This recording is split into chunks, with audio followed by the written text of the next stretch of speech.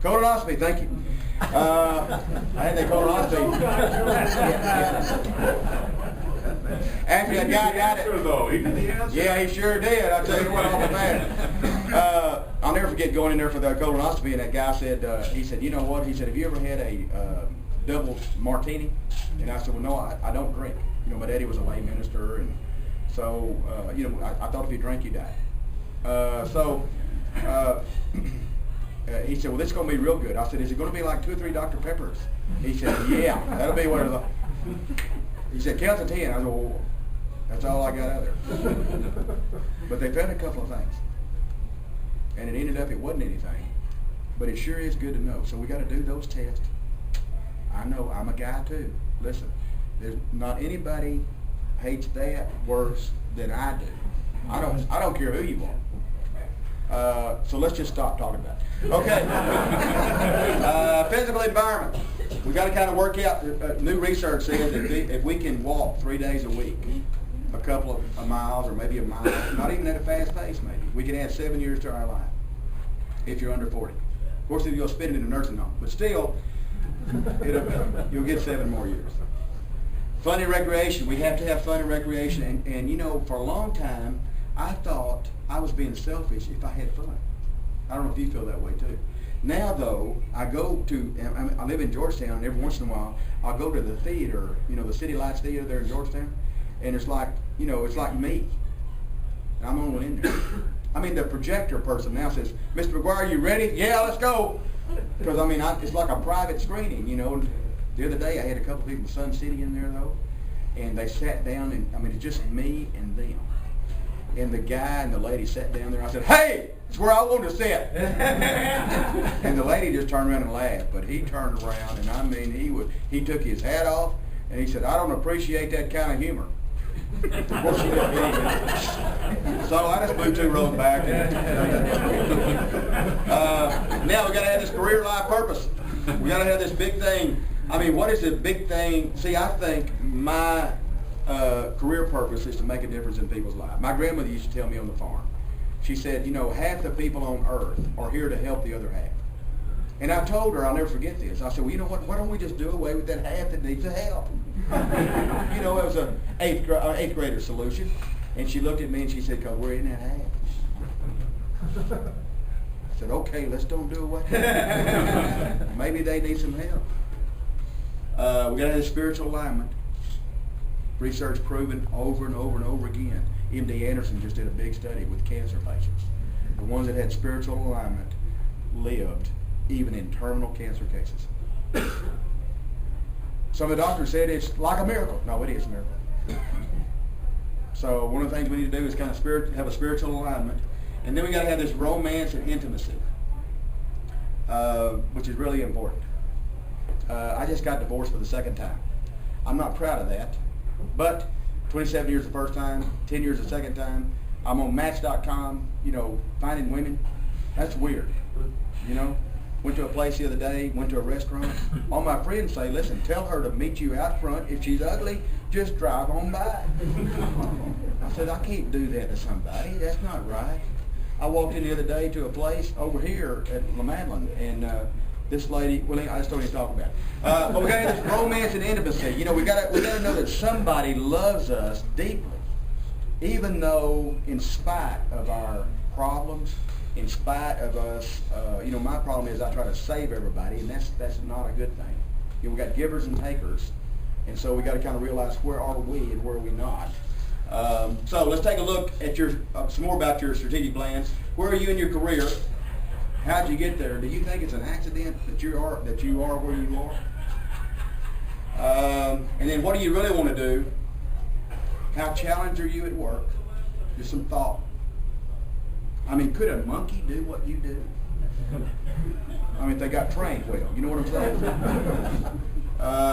If you had security but had to work, what would you do? And then one of the biggest questions that we have, are you happy where you work? Now, I don't mean that you're elated. I don't mean that you need to be tested for drugs. But we need to have a positive attitude. I had this guy that I retired with, and he wants to go eat lunch with me all the time. And he's the most negative person that I've ever seen in my entire life. And we go eat at Chewy's out there by Round Rock. Well, that's where he wants to go. And he wants to, I mean, he calls me to ask me to go there. Every time we go, he says, it's the worst food I've ever tasted. I said, well, why don't we go across the road to Fuddruckers, you know, or someplace else? He said, no, I like eating here. He said, well, these enchiladas not as good as they used to be. You know, that's the same enchiladas, you know, that they've always had. They don't change those, I don't think, that recipe. But you know what else he does? He is mean. He is mean to the waiters. And I'm going to tell you what, if you're mean to the waiters, that tells me about your character. I was mentoring young men the other day at McAllister's, and he made fun of the waiter. And I said, you know what, this is over. He said, no, he said, I've got more things to tell you. I said, no, you've already told me about your character. You're worthless as a person because you try to put that person down. I don't deal with people like that. And so we got to make sure that we're happy where we work, and we got to make sure we have a positive attitude. Harvard Business Review did a massive study on Fortune 100 companies, and they tried to come up with what is the key leadership trait that somebody has got to have in order to be successful. Guess what it was? It wasn't technical expertise, which is what we may want it to be. It was positive attitude. That was more important, almost 2 to 1, than any other thing you can do. So you need to go to work with a smile on your face. Again, we need to be happy where we are. And if we're not happy where we are, we need to be very deliberate and intentional about meeting some of the people here, maybe, in other networks, and try to see if there's some place else we need to be. We got to define our picture of success, what it looks like. We got to be committed without excuses. Now, my grandmother used to say that commitment means that you give up your right to have an excuse. So one of the times that, you know, sometimes I'll be mentoring somebody and I say, are you committed to this? They say, well, sort of, kind of. It doesn't cause too much pain. I'm really ready to go do it. Well, that's not the right answer. Self-motivation is essential, and let me also say that along with self-motivation comes this need to self-evaluate. The young people always tell me, they say, this is wrong, and this is wrong, and this is wrong, and I said, and what role might you have played in that? Well, nothing, I'm perfect. It's just the other people. See how that doesn't fit too well? So we've got to be able to self-evaluate. The other day, I work out at Georgetown Fitness. I had a lady that called me. She said, can you help my husband? He's been laid off again. I said, how many times is this? She said, he's been laid off 9 times in the last 6 years. So I met with him. We sat down. I told her, I said, tell him to bring his strengths, weaknesses, opportunities, and threats. I promise you this happened. He came in with his strengths. I'm great, you know, kind of like I'm great, I'm really great. His weakness, he said, you know, I don't have any. I said, that's one. The fact you cannot self-evaluate, because we all have those, don't we? Now, one of the things we need to do is we need to get with some friends, and we need to ask them to tell us the truth about us. Now, and we need to tell the friends, I honestly want to know, what are my strengths, what are my weaknesses, and how do you see me? How am I seen by you? Because I trust you to tell me the truth. And we need to actually tell people the truth, and because in telling them the truth, it proves that we have this agape love of fellow man, so that I love you enough to tell you the truth about where you are and where you're not. Now, if all your friends say you're great, well, then you need to get somebody else in that evaluation process. And don't use your spouse. That's probably not a good idea. You know, sort of, okay. So well-defined, measurable goals. We need to decide what those are. Now, remember that actions impact outcomes. I think I can say without question, nothing is free.